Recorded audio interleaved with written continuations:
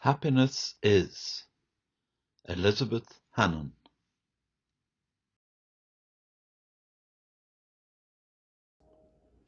I am reading a story from Out of the Blue by Elizabeth Hannon. Happiness is on page 176. To giggly, chuckling Beth, my 18-month-old granddaughter, happiness equates with food. She reverses into her legless baby chair, with her bottom eventually settled and her little legs untucked and straightened. She swings the tray around. She sits with her pink spoon raised, ready to be served. Creamed potatoes, rice, pasta, or ready brick are welcomed. Broccoli, chicken, fish, and raw carrots are finger food to be munched and sucked.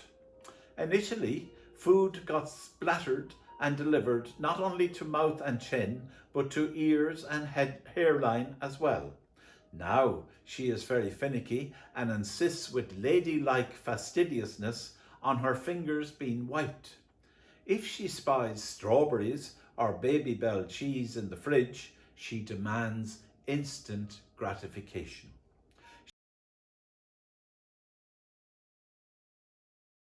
She loves biscuits or Liga, but so does our dog. There is often a running battle between the two of them to establish who will eat the most. The dog tracks Bet's trail of crumbs, and when the child is distracted, he deftly snatches the biscuit from her fingers, never leaving a scratch. The look of innocence on the dog's face is matched only by the cries of astonishment from Beth, who bemoans the loss of her favourite snack.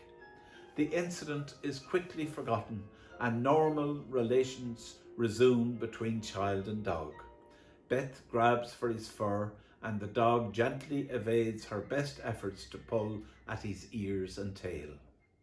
When her exertions exhaust her, she relaxes by noisily sucking juice through a straw or resting contentedly with a bottle of milk. When visiting Grandad and Granny, she happily gets into bed between them in the early morning. One of her favourite distractions is an old jewellery box.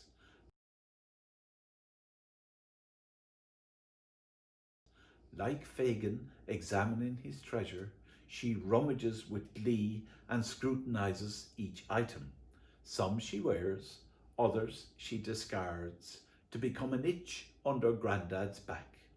Bling in any form, jangly bangles, jingly bracelets, clip-on earrings, or pearly necklaces are modelled with delight. The sparkle in her eyes reflects the gleam of the bric-a-brac in her hands. After trying Granny's curlers, she sits unexpectedly still as her hair is brushed and curls form into winsome ringlets. Hair bands and butterfly grips are patted as she admires her reflection in the handheld mirror. How can one so young have caught the shoe fashion bug? She shows off her latest acquisitions in pink and silver, making sure that the bows and glittery bits are on prominent display. No footwear is safe from her advances. Slippers, high heels, even Daddy's trainers are tried for size. She is already aware that certain outfits have the wow factor. She strikes a pose and waits for someone to produce a camera. Even though she has no words yet except Dada, Mama, and Granda, she is an excellent communicator. If Brother William gets a treat and she is left waiting, she stands in a way that says, "Where's mine?" She began walking at 16 months. Now she is doing circuits of the hall and sitting room at speed, trying to catch up with brother. She imitates him at everything. It is comical to see them both erupting from behind the sitting room curtains with arms outstretched, shouting, "Ta-da!" and then breakdancing on the wooden floor. Not yet really impressed with dolls, she loves getting on her brother's old tricycle. She is too small to move it yet. When she is pushed along, she gives grunted, pointed directions. All is not peace and light. Beth can display a sneaky side to her nature as well. When William is engrossed in building his railway tracks, she makes off with his prize engine. William is always told to share, but Beth often gets her own way. Called on to restore the peace, her dad separates them. He swings her up in the air or bounces her on his knee while she acts all tearful, injured innocence. However, she quickly forgets her troubles and soon erupts into chuckles of laughter.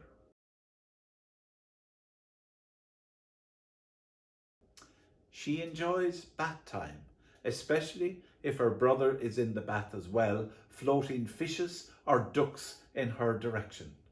Gradually, the fun gets noisier and wetter. They laugh uproariously as they splash and dunk and kick until Mother steps in.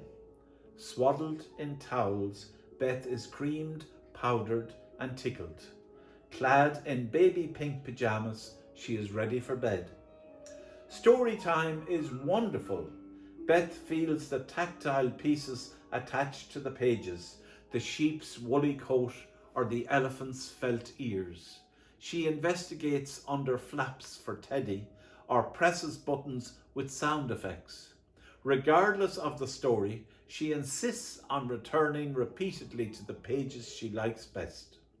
Beth has a very distinct nighttime routine. She does the rounds, presenting her cheek to everyone for a goodnight kiss, and she gives big hugs all around. Snuggling into her cot, she removes her soother and takes her bottle. She rubs her cheek with her special soft green blanket and then pulls it up to cover her face. Finally, she relaxes into blissful sleep and the land of baby dreams. Happiness is a girl called Beth.